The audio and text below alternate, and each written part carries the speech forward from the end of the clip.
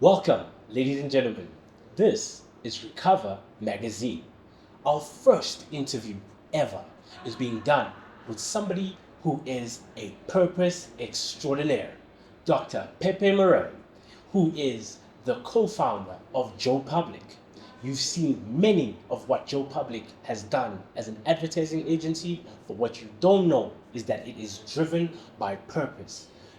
When I met Dr. Pepe, it was at the Empowerment Conference in 2024, and the things that we spoke about were just so phenomenal. And I told him that, I believe that what recovering addicts need is something that can carry them over to help them not relapse. When I introduced the aspect or concept of us having a sit down and having a discussion about what can we actually do as a society to evoke that spirit inside of the addict's mind, to make him understand that there is a purpose, there is a greater cause for him to be able to achieve, and there are people that are out there that are willing to help and willing to empower them. Ladies and gentlemen, this is the first intermovie from Recover Magazine. So many a times, I'm an addict, sinenkinga. Our focus and our attention span doesn't really reach us in the right way because sometimes the content doesn't land the way it's supposed to land. So right now, we all understand that TV actually governs a lot in how we think. It governs a lot in our pre-conscious, in our subconscious, and our current consciousness. So right now with me, I have Dr. Pepe Marais, and he is one of the biggest, the greatest advertising gurus that I've ever met. One of the most humble men that I've ever met, and I feel like I really need to give him his flowers because what he's been able to build at Joe Public as a co-founder and as a creative director, I feel that it's something that is exemplary. And in South Africa, it's about time we start acknowledging exactly what type of gold we have in the people. Not the things, not the places, but the people that we have. And how he's able to give back and to plow seed into others so that they may blossom and own their right and own their purpose. Welcome, Doctor. Hello, dude. How are you doing? So I'm humbled, man. Such an introduction. So thank you. It really warms my heart.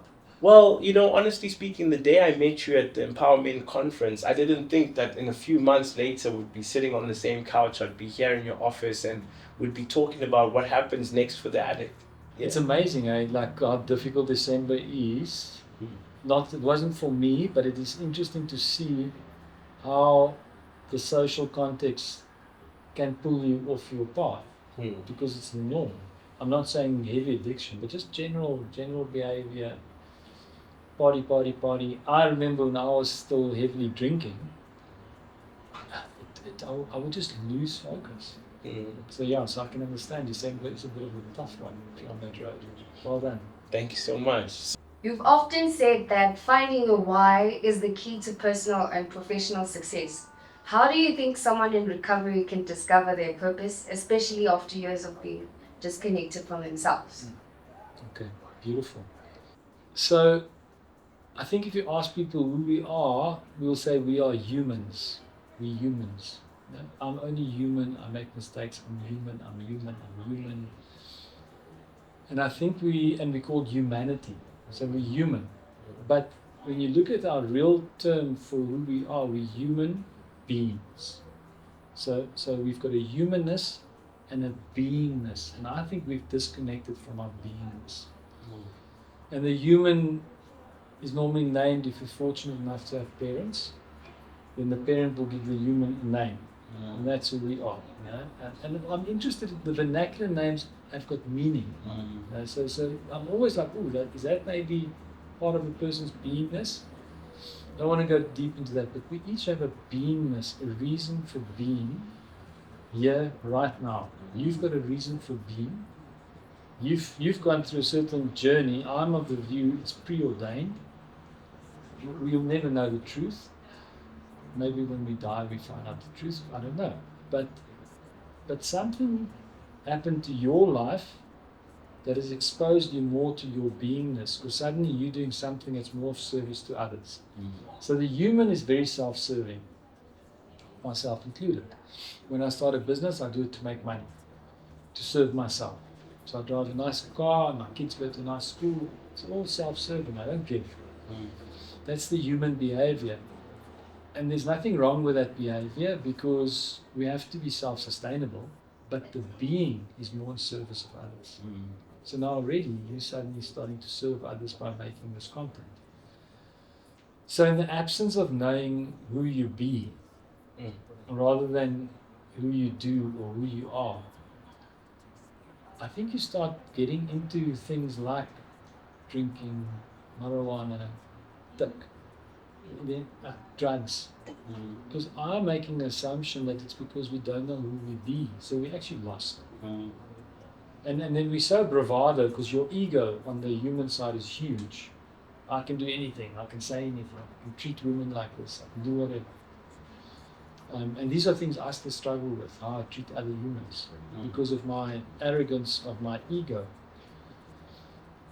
But once you discover who you be, your reason for being, you have more of a strategy for your life. So when I discovered who I be in 2007, it started giving me like a direction for the first time in my life. So everything that's created here came post finding out who I be. So the question was, how do you, so that's the why. So I'm not giving a lot of context, you can always cut out of it, depending how long this story is going to be. But that to me is the foundation of every single successful life, is finding out your why. Your core purpose. Why do I exist? My being. Why am I here? My reason for being. I'm a human being. Why do I do? I'm not a human thing. Yes, or exactly. Thought. Like, why do I do what I do? What is that based on? Now you said like how do you discover that beingness? It's a beautiful insight, and this came out of my thesis and my studies and everything. I discovered that your worst assumption of yourself in the moment that you are looking for your being, because it comes later in life. Not many people just are born. Maybe Jesus was born kind of, I'm here to save people. So my human name is Jesus, my being name is Savior. So my reason for being here is Savior. That's as simple as that. I'm using that as a hypothesis. I'm not saying it's the truth, but it makes kind of sense for me. In English, a tree's name is tree, human name is tree, being name is life, because it makes oxygen. Its reason for being is to give oxygen, whatever. So, as it turns out, when you start becoming interested in why am I here, when that question, when you become serious about it, if you start interrogating and say, what is my worst assumption about myself? Like my worst, what is, because we've got public lives, so this is my public life. And then we've got private lives, which is at home with my children. And then I've got a secret life, which is, I don't tell anyone about it. Maybe if I've got a close partner in life, like my wife, then she'll know most of my secret life. Your holy of holies. Like but not even the holy side, the ugly side, the stuff I don't share, the stuff I might think about, you know, because we've all got good and bad in us. But in that narrative, you might find you think you're stupid, or I might think I'm ugly, I might think I'm not good enough, or I might think I'm useless, or I might think, I'm an imposter. I don't deserve. I'm not worthy. We all have a lot of these things, but there's one that's negative, false beliefs. False belief that's at our core, the deepest false belief. We all have a lot, but there's one that's the bedrock. And that one is normally from childhood, where someone did something that made you form that assumption. And what I found out is like, I'm afraid. So it might be an event that happened and something made you afraid.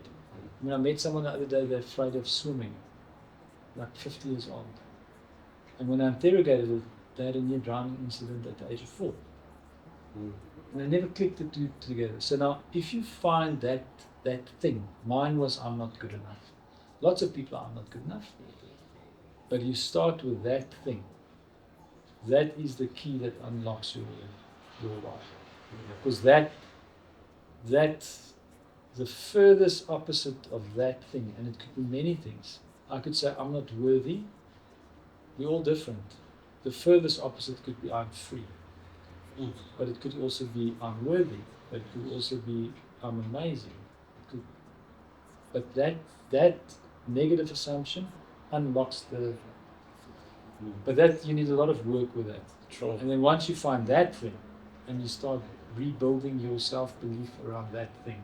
I don't know exactly what your thing is yet. That's 100% accurate, and just to reinforce that, abantu bethu, sometimes it's like it's so easy for them to abandon themselves, and what I've realized coming out of addiction is that now I'm finding out that I've got other problems wrong with me. Yes, drugs were a result of a personal despondency, a personal disconnection, a personal discontentment, and now I'm realizing, okay, now I'm a codependent. And I'm like, but codependency ingena because and where does it enter? Because I've always known that I belong to a particular society. And why does this society just reject me? Why does this society just disregard me? And why is it automatic? It's like I come from a community that has this reflex of I disagree with what change or what potential you have, and I feel like I need to contest it because we weren't allowed to dream, we weren't allowed to be all we can be, and now I must become complacent so that I can become accepted. Now I must become reserved, or let me not say reserved, but I must be timid rather than expressive, and the society breathes that down your neck. And we've got so many different children with potential, but they are dimmed down. Their light is dimmed down, and they can't become, and the young king, the young queen, will never see themselves as they should be because we don't promote imagination. Especially if you look at it in relation to our townships, they don't really have a lot of fairy tales to believe in. And there was something that somebody who works here shared with us. I won't say her name due to anonymity because we believe in a society of anonymity. But she talked about a gentleman called Joseph Campbell and the power of myth. So I feel like in what you were speaking about, like when you found your why, that's when you found your core in terms of what your true belief is, because we've got a lot of negative false belief systems in our society that curate our minds, that condition us to becoming the people that we think we can become or we think we cannot become. So those limitations, I want to understand and take it back into when you was first starting your journey, like you mentioned in 2007, that's when you started to break away from this disease or this discontentment. And when you were journeying through, what helped you as a stepping stone, to get there? So I just want to validate again, so reiterate what you're saying, because that's why we then start doing. So I did some coke, but I never got addicted to it. I smoked marijuana, but I never got addicted to it. But I drank booze, and I drank a lot of it. So I was never classified, oh, he's an alcoholic, because in our society it's so acceptable to get drunk. But if I look at it, I was drinking a lot. Why was I drinking when from the outside I was already semi-successful? Because in my inside I felt not good enough. So I started medicating. So I'm just saying the drug is definitely not the problem. It's the inner self-worth that is at such a low that we're actually medicating. Want to feel great. Because when I drink, I get happy. And it's instant. It's I like, need that instant medication. I'm happy now, I'm screaming and joyful. And everyone goes like, oh, they're so happy. But inside, I'm not happy, man. The steps, that's difficult. Let me think about, I suppose, Carl Jung famously said, it takes a breakdown to have a breakthrough. Mm. So you went through your journey, and I'm assuming you had a level of breakdown to get you. It must have gone bad enough to get you into a place. Absolutely. You know what I'm saying? So that's My like bitter ends. Yeah. that's it. I'm at the bottom of the valley. Yeah. So I had a bankruptcy. The business went bankrupt. Mm. I was unhealthy. My relationship with my wife was falling apart. I had no money. So I had a breakdown. So I think the breakthrough, because you need a breakdown to have a spiritual breakthrough. I think the spiritual breakthrough, because that why sits in your navel. It's your spirit. Mm. It is your Holy Spirit. It's the name of your Holy Spirit. That's why I say Jesus, Savior. It sits here. Mm. I think the discovery of it was so profound that firstly, I really believed I'm onto something. I mean, I'm not an academic. For me to study for 6 years and give up 6 years of my child's life, from 10 to 16, I hardly saw him. So like the pursuit of what you were building, the empire. No, the pursuit of what I was believing. Okay. The empire first is not my pursuit. That's really a whole team of people. Yeah. So it's not by my amazingness. But I can tell you one thing. It was a byproduct of the pursuit of truth. Mm. Because suddenly what I believe here, I started bringing that belief into the business. Because businesses are business beings. And it became an ethos. It became an ethos. So I was in pursuit of that. So the belief, you ask, what is the steps? Mm. Firstly, it was a turning point in my life. It was so fundamental that I believed it first and foremost. I said, oof, I'm onto something. This thing that I've discovered within me, that this is why I exist, this is power.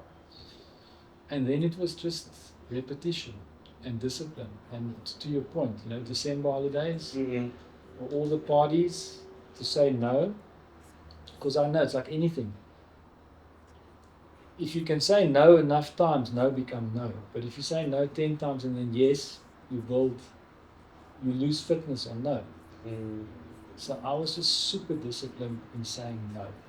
And I went day to day. Oh, and another step, that's actually a good question. Jeez, I haven't thought of this. I started focusing on, but how will I feel tomorrow? Mm. So when I was drinking too much, it numbs the frontal cortex, so you go back to primal. Mm. Survival. So it's the survival mode. So where will I end up? I'll end up like with my friends in a strip club. Mm. And in the moment go, oh, this is amazing, we're having so much fun. But the next day that I had to look into my wife's eyes, what are the consequences? I felt embarrassed. Humiliated, I felt shame. I didn't feel like a leader. Mm. So I started building this habit of whenever anything presented itself, how will I feel tomorrow? It started affecting eating, it started affecting everything. If I don't go to gym this morning because I'm too lazy to get up, how will I feel later on today? Mm. Okay, I know I'm not going to feel great for like 7 hours just because I missed 1 hour.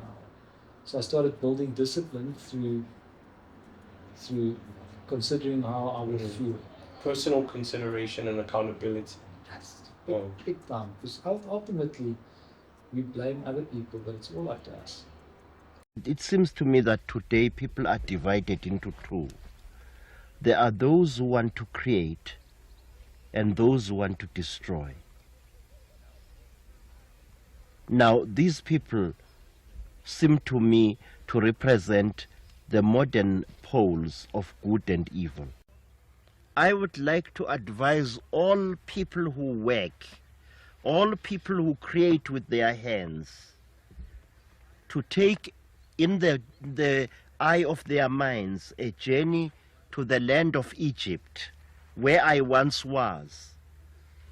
And these people will see the difference between a destructive person and a creative one. They will see the great Sphinx of Egypt rising above the sands. They will see the pyramids and the ancient temples towering above the sands of the ages. But they will also see that these ancient creative people left a lasting, visible, tangible mark upon the face of this planet. But they will have to dig very, very deep indeed to find traces of warlike men. A person of violence creates no beauty. He only creates a passing illusion, a passing empire. But a creative person, a Phidias, a Michelangelo, or whoever, creates something that lasts for 1,000 years. Addiction often strips individuals of their identity. What advice would you give someone who's rebuilding their sense of self and aligning it with a purpose? Yeah, it's going to be my rhetoric. Those questions, same rhetoric, always the same rhetoric. The foundation, so there's 8 forms of wealth, because everyone goes like, sometimes people know about 2 or 3, 4, but everyone knows money is wealth. But that's only number 4 or 5, I checked just now. And then people go, okay, health could be wealth. But beyond that, you go like, what else is wealth? Struggle. The number 1 form of wealth is spiritual wealth. Not religion, spiritual. Who's my being? So I would always say, Connection to gotta core. use that crutch that you're seeing now and judging it as bad. Just think about it. So now, let's say you build this platform, the magazine, everything you're doing from this day forward. You start changing first 10 people's life, then 100, then thousands of people's life. When you look back one day and you've changed like 1,000, 10,000, 20,000 people's lives, maybe 1 million, you look back and you go, I would never have done this if I wasn't a drug addict. So now, is drug addiction good or bad? You know, or for instance, I know of Or is the spiritual path that I took necessary to lead me along my truth? Yes, because think about now how much your knowledge you've got to share because of what you went through. So I think good and bad are not, then it's not a good construct. It's more limiting or liberating. So yes, drug addiction is limiting, but I wouldn't say it's bad. So for instance, I know of a woman, she was raped from the age of 6 to 16 almost every single day by her mother's boyfriend. This is something that happens in our country a lot. Now you go and you think that's terrible, and it is. You can't say that's the right thing. But she is today the top trauma counselor in the world. So she needed to go through that experience, and it sounds radical to even say it. I'm not making it right. But I think if we can look at drug addiction potentially, and only if you get through it. If you don't get through it, it is going to, your life's going to be not the life it can be, but it could be a gift. It could give you a gift. And I would start looking at that and start saying, geez, if I can get through this, it can help me discover my purpose. It can help me discover my why. It can help me get onto a path where I can serve others and not be so selfish. Yeah, because that's how I've experienced life. Everything that happened to me and what I've done, and even the terrible things I've done in my life, I don't make that they're right or good or anything, but I know they're gifts. They're all gifts. And in that context, you know, honestly speaking, what I see your company do, especially in the Black community, especially with the narrative, the authenticity of your narrative, and how you're able to bring that group consciousness into every little piece and detail of what you do, and obviously with your book, you know, and your thesis, sorry, and how you talk about purpose. Like when I saw your TED talk, I was literally like, you know, I didn't see necessarily this is work-life balance, but this is life and life's balance. You know, I think coming out of addiction recently, I'm seeing a particular pattern, which our young kids are being robbed of their potential or exploration of their potential, because the only tours that are happening in our schools are tours to jails, tours to, you know, hospitals, and things where there's just degradation and rejection. And I think what we do need to start doing is imploring a culture where there's tours to like Joe Public. Like there needs to be corporate tours in these primary schools where young kids can meet you. You know, like there needs to be new heroes formed, because I feel like these are journeys that don't necessarily get seen unless you have unlimited Wi-Fi bundles, or actually participate in social media content enough for the algorithm to start feeding you with content. But then again, we've got kids that don't understand the language that you and I speak right now. Yeah. You know, and they're not literate enough to have the right context of their comprehension to say, okay, you know what, I can dream in Pepe's language. I can dream in Pepe's courage, or Sibusiso's cadence, or we don't have that. And I feel like we've got such a disconnect because there's so much promotion of international heroes, but the kids never get shown that they can go overseas. You know, and I feel these are things I would like to do with the magazine, where, you know, we actually create formidable relationships where we say, okay, Uncle Joe, we've got this primary school. I'm not putting you on the spot, trust me, but it's just a seed. It's like, you know, we've got this primary school. You know, instead of you doing a talk at the school, can they come for like a day and then just get an hour or 2 hour show around or tour, you know, of the organization, and we'll let them go on a shoot of one of the brands that you're responsible for, and let them see what goes behind it, you know, like from primary school.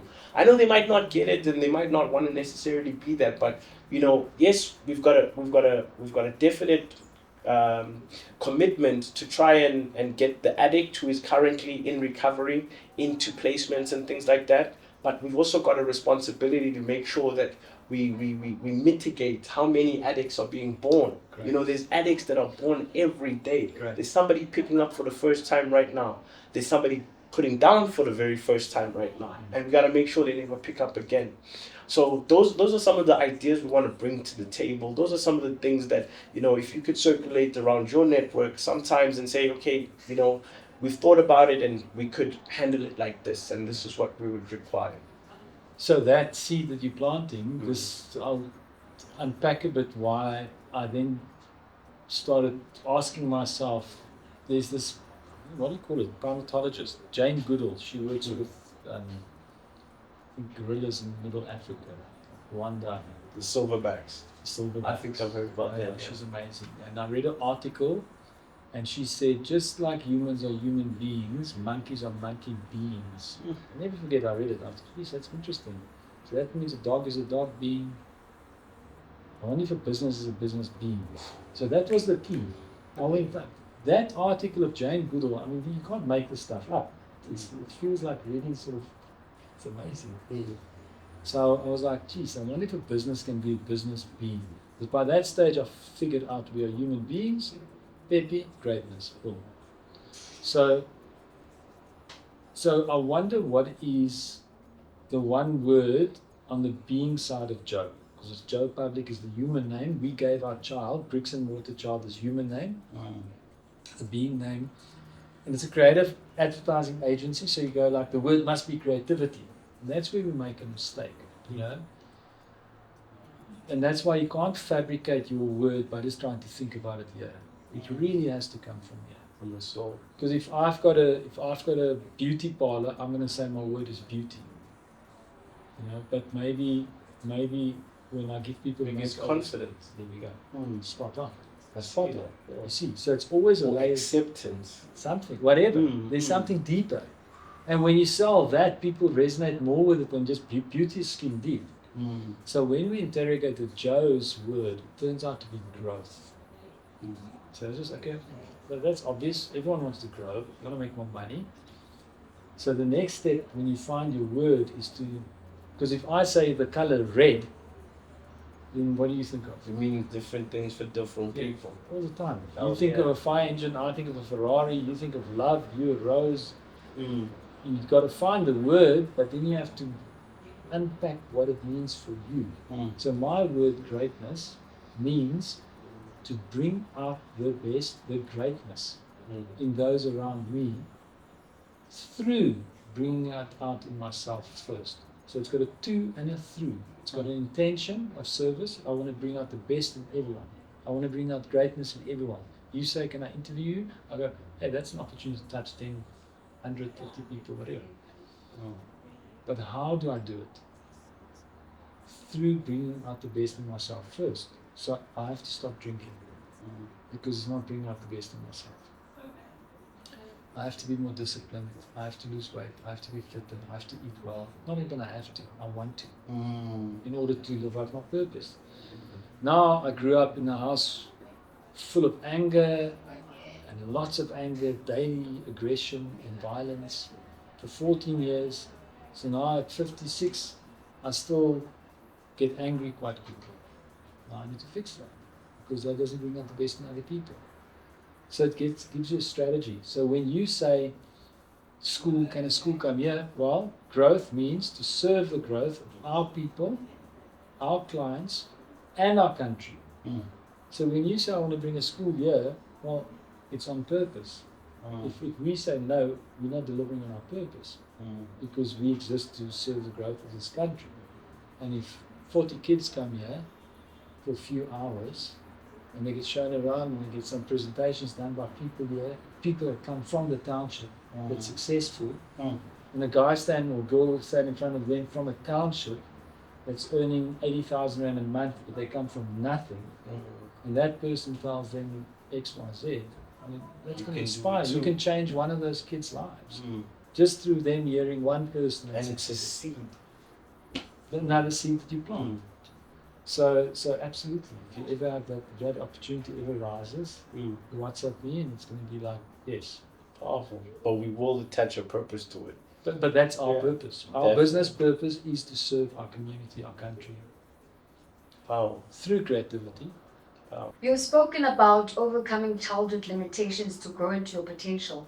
How important is addressing past traumas and limiting beliefs in finding purpose during recovery? Critical.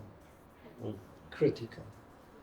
And the thing is, when you start, I've never done the math on it, but if you had to start working out how many seconds you've lived, and then this sort of processing, I mean, the thoughts come so quickly.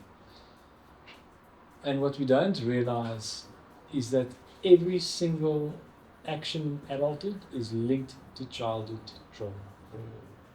So if you and of course it's the bravest journey you can ever undertake is a journey inside. I mean, that's proper bravery. The scariest road to take is the one you don't take the most. The most scariest road in South Africa, and you know there's some scary roads, is the road between here and here. That road is scary and no one wants to go there. Because I don't want to talk about what happened when I was 3 and 4 and 5 and 6. I don't. And that's why we don't actually realize we're so one-dimensional. And of course, what's happening in our country and the disparity between rich and poor is terrible. You can't, but still, you will find in Bryanston children that will be stuffed for the rest of their lives because their parents have never said, I love you. And then you'll find in the township a child that will succeed because that child's experienced love. Connection. Or you'll have a child that just cries for his or her mummy who doesn't come quick enough, and that child will, in adulthood, will either be overly needy or overly independent. So these childhood traumas are not all just anger, beaten up, rape, and all the things we judge as these terrible things. There are subtle things like just a teacher telling a child at 6 you're useless. Or a grandmother saying that the child is useless. Or or locking a child outside. I had run these workshops, not often, I do like 1 or 2 a year because this is my main focus, but I've got the side passion. I had a guy, white man, age mid-50s, my age, worth a lot of money, who's suicidal. So he's got all the money in the world, but he's suicidal. And I worked with him for 2 days. And what came out was, when he was 7, his father wanted him to use a grinder to do something. And he couldn't. He was 7. He couldn't hold it. Mm. And his father said, "You are useless." So now, being a wealthy guy with his own business, his inner belief is he's useless. And he doesn't want to live because he's useless. So childhood trauma is critical to address. I wish we can get more people to be vulnerable like you are. Like step into vulnerability and speak about our stuff. So that people can hear us speak about our stuff. But the thing is, I'd like to go a little bit in depth there because, you know, I feel like our people are vulnerable.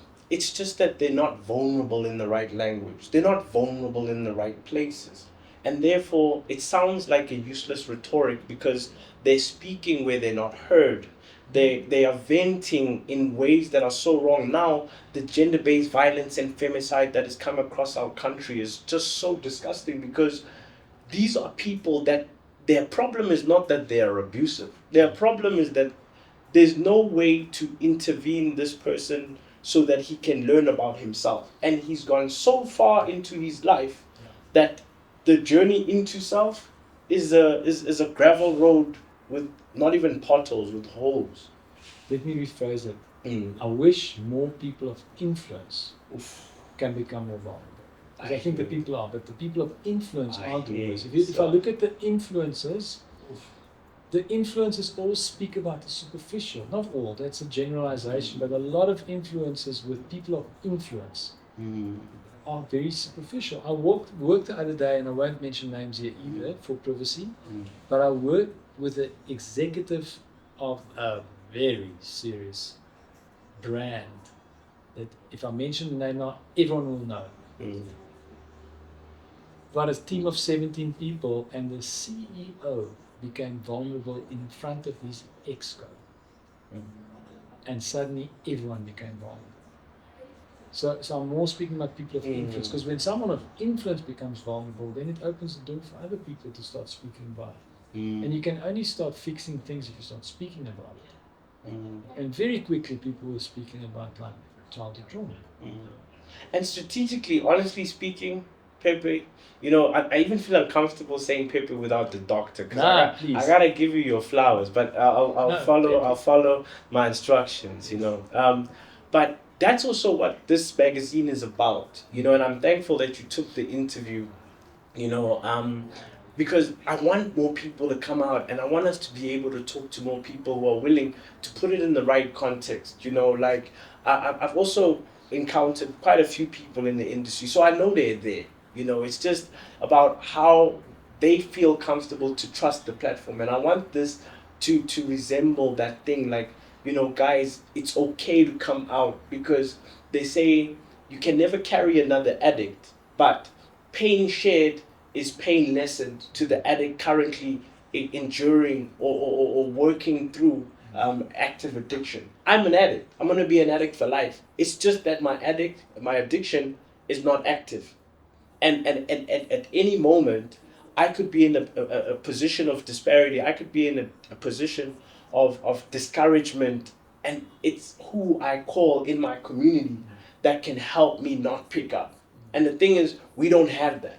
As South Africa stands right now, people would rather break the next person than to build them up. And I feel this is not a magazine and this is not a platform just for recovering against drugs.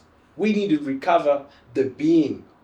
We need to recover community. We need to recover family.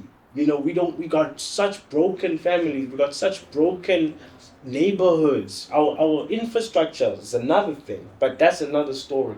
We can't fix our infrastructure if we can't fix ourselves.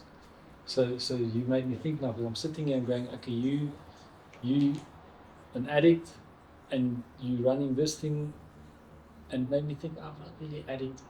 We mustn't also think addiction is just addicted to drugs. You know, we're addicted to power. I'm an addict in terms of aggression and using hard language. That would be my addiction that I'm busy breaking. So I just want to say, I think we limit addiction to drugs, Mm, but we're actually addicted to a lot more than just drugs. absolutely. So I'm going like, my addiction that I'm breaking is absolutely, because for 14 years of my life, 7 days a week, I witnessed aggression. So my natural psyche used to get aggro, to raise my voice. Not anymore. I mean, I'm a leader and I'm in the spotlight, so I'm conscious. But at home, it's only in the last 3 years that I've started really lowering down my frustration. So that's the first thing. And the second thing is with your, because when you spoke at the conference, I was like, yes, this guy can speak well. Like, you should be on radio or television. I'm just saying. I'm saying a magazine's a good start, but it doesn't have enough impact. And listen, if you change one person's life, it's amazing. But with your natural ability of how you come across. I mean, I've had lots of interviews. I've never had someone introduce me, thanks for the lovely words again, but flawless just in terms of what you said. You didn't stumble once. So you've got a gift. You should be on television, on radio, and then, because then you create more impact. Well, Magazine's a good start. it's a journey. These are the resources we have, and Yeah. I'm fortunate, to Holic Productions. Big shout out, he's a very dedicated individual, and he's helping me to really make it, look like what it needs to look like. I want kids to understand they can dream again, because they're not. Too many kids, you go to them and you ask them, somebody 5 years old, 10 years old, what do you want to be? They say a policeman. They say they want to be a policeman because all they see all day, every day, is policemen chasing and running after people. They want to be heisters because that's all the media glorifies. They want to be a taxi boss. They want to be all of this stuff that's destructive. And we got to really re-conscientize our people where they can believe that Elon Musk came here from this country. What's stopping you from going into creating micro boards for satellites? But they don't have that exposure. So, those are the type of things. What about somebody saying, I want to be the CEO of a big bank, like one of your clients? They don't have that. People also don't know the CEO for Standard Bank, for instance, Simpiwe. I'll say his name because a lot of people don't know this. His father was actually the first mayor of Soweto. So Sipiwe Shabalala. So these are types of stories where we don't need to necessarily have this bland rhetoric that it's this race versus that race. We can't keep perpetuating that. Not from 2025. From 2025, people need to understand how to find that purpose, how to find that greatness. We need to see less people relapsing. The relapse rate is 97%. So these are problems. These are very, nonetheless, that we have a 65 or 67% unemployment rate in school, from school graduates. Like, these guys, literally the highest in the world. Guys, this is, and we can't keep going on like there's not a problem. So maybe then, because now if you do these interviews and it becomes more of because podcasts are becoming massive. I'm not sure how broad it goes into our communities, but we're speaking in general. But I'll definitely, after this interview, I'll connect you to one or two radio personalities I know, because they should be interviewing me at the very least to give this thing more shine. Thank you. That you're starting to do, yeah? And then I'm completely in agreement with where we're at. I'm even starting to look at, there's no doubt that transformation is imperative. It's a global issue. And we've got to transform even between men and women. There needs to be a power shift. Let's rather say a responsibility shift, or whatever you call it. But to me, what is more important right now is inner transformation. It is Inner transformation. Yeah. That's I think transformation in the absence of inner transformation is going to leave us poor run. Because if the human is becoming in charge without understanding his or her beingness, they're going to remain selfish. So now if I suddenly transform into having more, I'm going to keep it to myself because I've not discovered my bigger role. I'm going to feel like there's not enough. Well, yeah, I'm just going to take more from me and my friends. But I don't realize that 80% of our country is still living off 7% of the income. 30 years later. So So for me, it is imperative that we start speaking more about inner transformation. And so that we collectively, as the elite, can start looking after our country as a whole. So inner transformation is all about discovering your why. It's all about discovering why. So yeah, it's an amazing opportunity. The next thing I want to tell you that I've learned, when I discovered my why, I became obsessed. And I became Good obsessed. Good obsessed. Not addicted. Obsessed. No, obsessed. Good obsessed, bad. Quite. Yes. Gotta fix this. Yes. And Passionate. And it scared the hell out of people. So what I started to learn is we are still in a bigger thing that's going on here which we don't understand. So I'm really learning to believe deeply but to hold lightly. So I'm not going to worry because originally I want to fix all schools in South Africa because that's where the problem starts. Because in my masters I showed that the state of the economy, I'll give you the actual statistics factually, the data. The top 1% earns 67% of all the income. So the top 1% income earners of South Africa, you can work out how many people that are, like 10%, 6 million, so 1%, 600,000. The top 600,000 people in South Africa earn 67% of all the income. The next 19%, 26% of all the income. And the bottom 87%. It's crazy.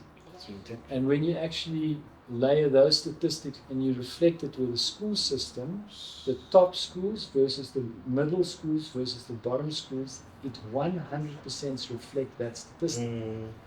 So if you want It's a mirror. It's a mirror. So if you want to fix the economy, you have to fix education. That was 2000. So, but then I started aggressively. I mean, well, how long? So 18 years later, only one school. So I realized it's 22,999 short of what I wanted to do. So but impact still. There's still impact. So you I can't realized reduce the impact. So that's what I'm saying. It's just go with more ease, with that deep belief that we need to fix stuff, but we're not going to do it on our own. So I'm just going to build momentum, and eventually, after I don't know how many years, we're going to start doing this. Because it takes one.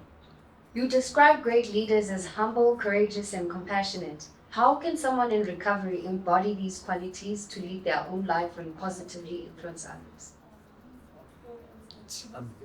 All the questions are going to lead to the same answer from me. You mentioned compassion. That's actually one of the things that I've done that's not strong in me, that I'm working on at the moment. You'd think someone like me that speaks so well and sounds like I'm doing such good things. Actually, compassion, because my values are, like integrity is a big value of mine.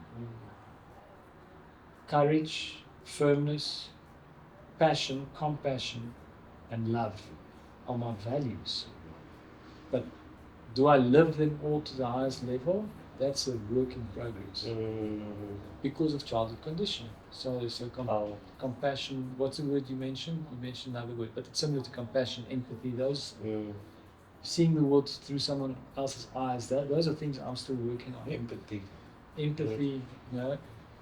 But everything is built on knowing yourself. And not yourself, yourself. Your I am.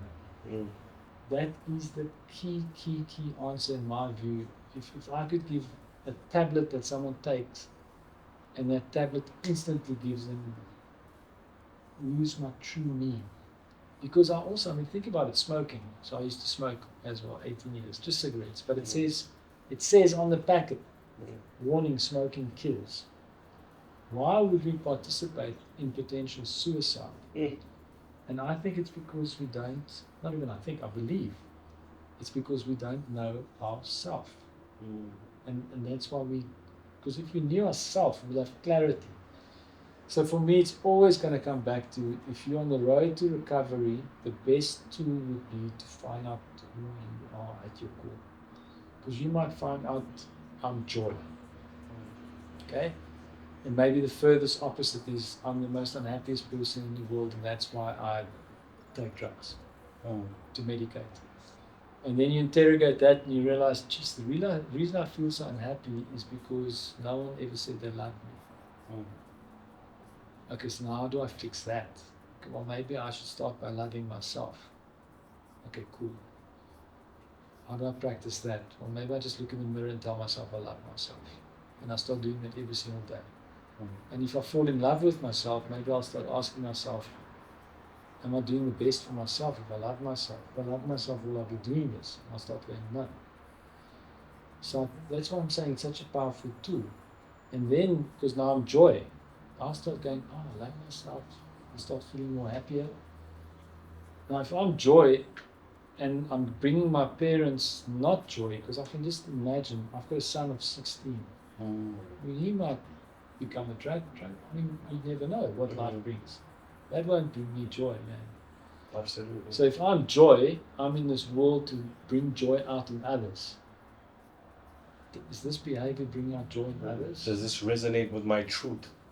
That is your truth. That thing at your core, that's the true you. Because it's there, it knows in your mind, it knows at your heart, and it's like, hey, don't forget me, don't forget me. So I'm going like, that's the strategy. That was my strategy which I'm still using, because I don't think you ever recover. You just become better and better and better and better. True. And better. And you have to treat it like a day. Every day. It's just for today. Yeah.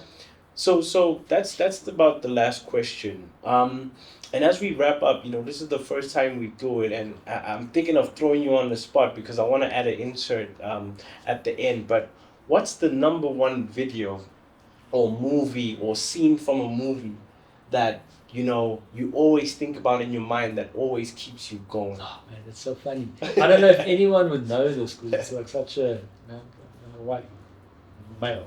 Yeah. I wish I could say like Shaka Zulu, but You are the white Shaka Zulu. People gotta look at you. I like, say like, you get Pella, Zulu.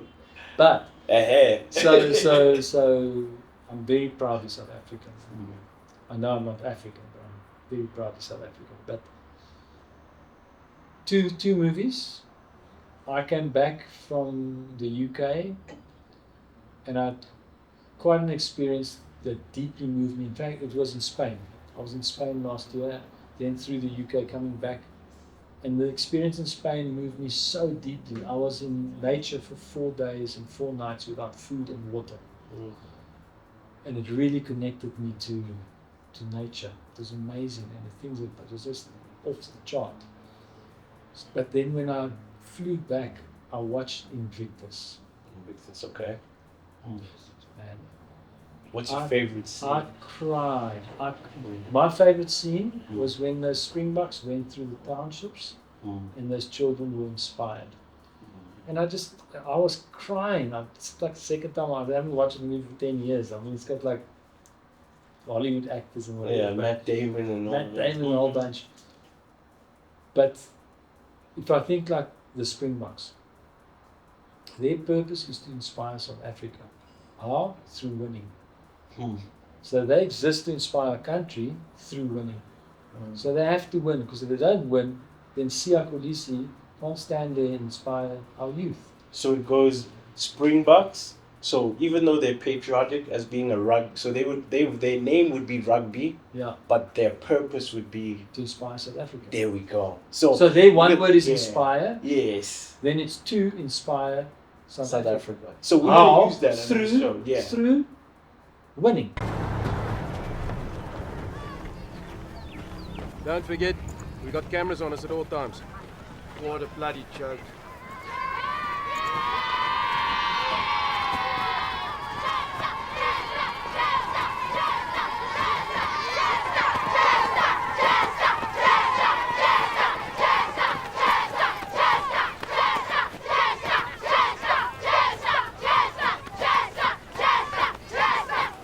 Chester, I reckon you're up. What am I supposed to do? What you do best. Let rip. Who wants to play rugby? Who here knows the rules of rugby? Me? What is it? You hit another player when the ref is not looking. No. The first rule of rugby is you can only pass the ball backwards or sideways. All right? Shall we practice that? Yes. Yeah. All right. Form a line. Let's go, boys. Here we go. Ready? Okay. Pass. Okay, now you pass. Right. Put your hands up. Don't show it up. Come here.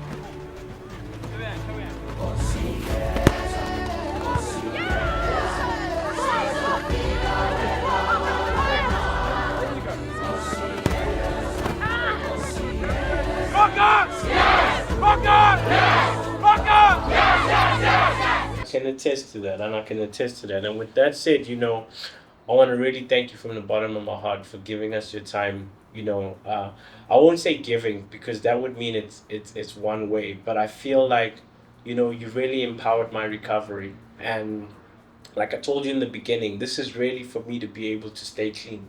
And if we can inspire others, if we can connect others, then we've done our bit. But this is really a conversation which I feel has had a lot of seeds planted in it. I'm gonna water them. The team's also gonna incubate some ideas, and we see how we keep the conversation going. Awesome. And we thank you so much for that. Awesome. I'm a WhatsApp away. Absolutely. Take Awesome. care. I really appreciate you, man. Thank you so much. Thank you so Amazing. much. Thanks, guys. Okay. Thank you.